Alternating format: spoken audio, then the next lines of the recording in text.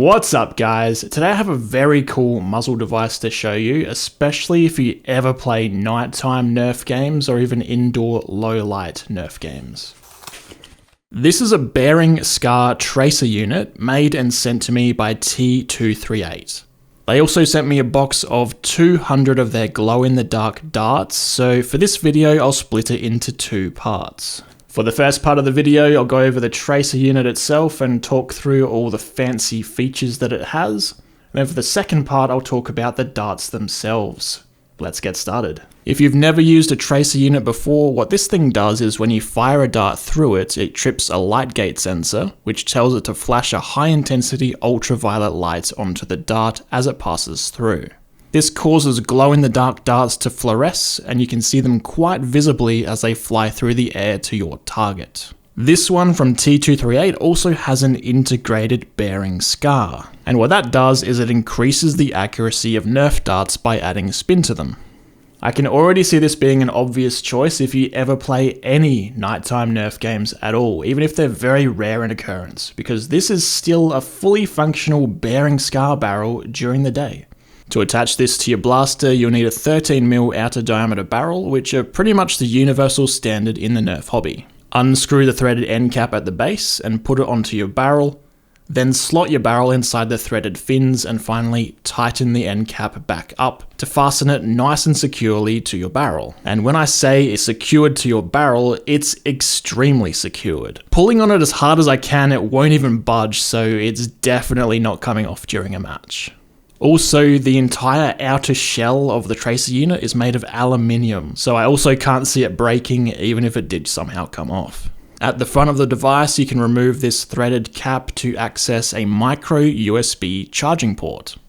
While charging, it has a red LED, which turns off when it's complete. T238 claim that this thing from a full charge will last 40,000 shots before it goes flat. Now I know that T238 make gel blaster versions of this as well, and in a gel blaster skirmish I definitely know some people who'd shoot about 40,000 shots in a nighttime game, but for a Nerf user, I'd have to say that once you fully charge this thing, a lot of you are never going to have to charge it again. Now just a quick note, when you screw the front cap back on, make sure you position it so it doesn't cover the front RGB lights if you plan on using those. The tracer unit has a few different modes, all controlled by this single button near the rear end. Pressing it once will turn the device onto RGB mode, where it'll flash both the UV light inside which illuminates your darts, and it will also flash at the front your choice of RGB colors. Pressing the button again will let you cycle through different RGB colors including rainbow, red, yellow, green, blue, darker blue, purple, and a lighter purple. The only time I'd use the RGB is if you wanted to simulate muzzle flash, and for that I think I'd probably use it on the yellow color. If you don't want RGB, a long press of the button will switch you to UV light only mode, which if you're playing at night I think it would be the best option to use. Another long press will get you to the RGB only mode, and I think this is perhaps best for daylight use to simulate muzzle flash without wasting battery power on the eternal UV light, since you're not going to be using tracer darts during the day. And finally, from the RGB only mode, one more long press, you'll see it fades from purple through to off to signify the device is now turned off. I also found out, leaving this thing on my cupboard, that it has an automatic turn off after 20 minutes of no dart passing through. So I definitely cannot see this thing ever going flat with a Nerf blaster. Now I do have one complaint with this device, which I'll show you now.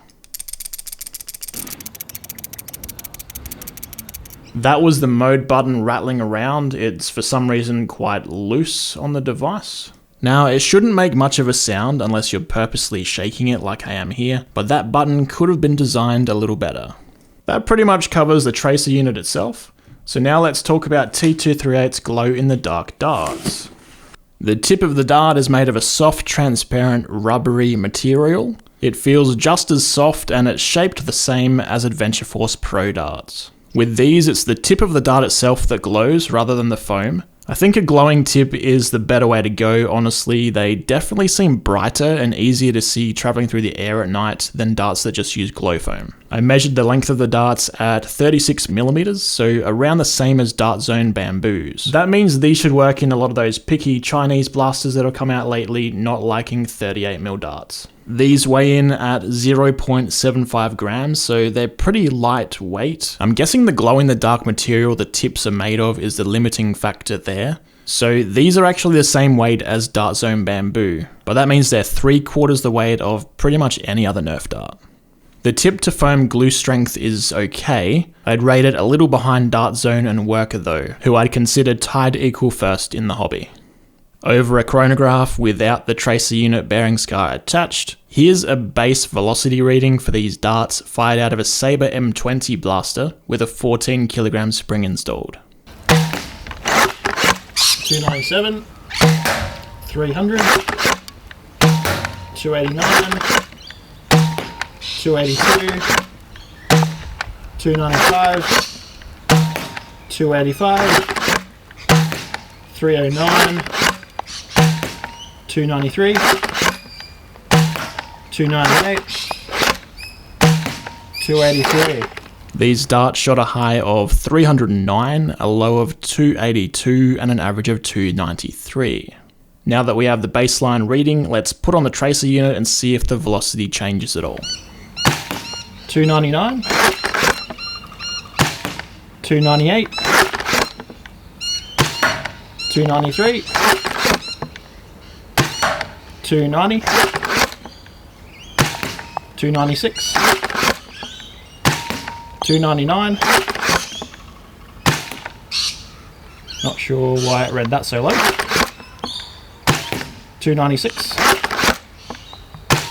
290,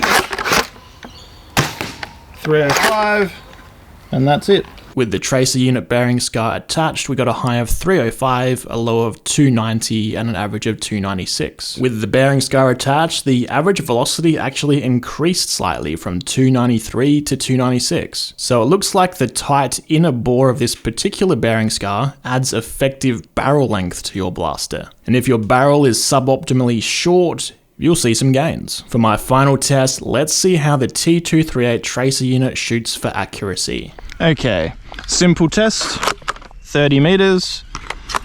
Any other Nerf blaster should be able to hit the target every single time.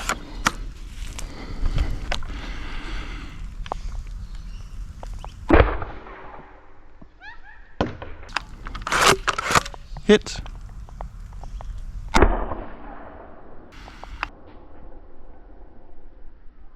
That curved way off high to the right.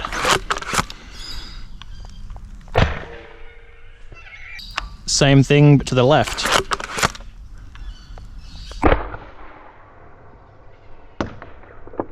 There's a hit.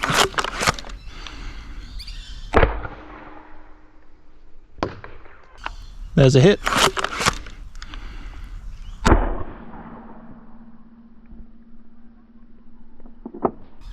Yep, to the right. Way above the target.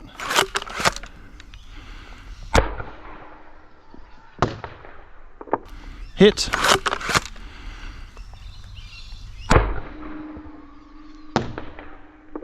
Hit.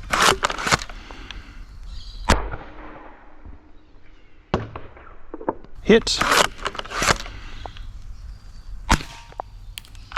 Low. Hit.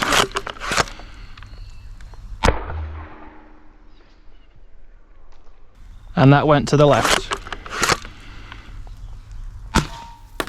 And there's a hit.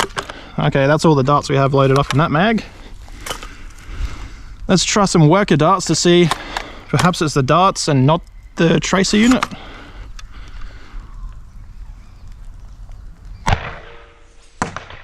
Hit. Hit. Hit. Hit. Hit. Hit.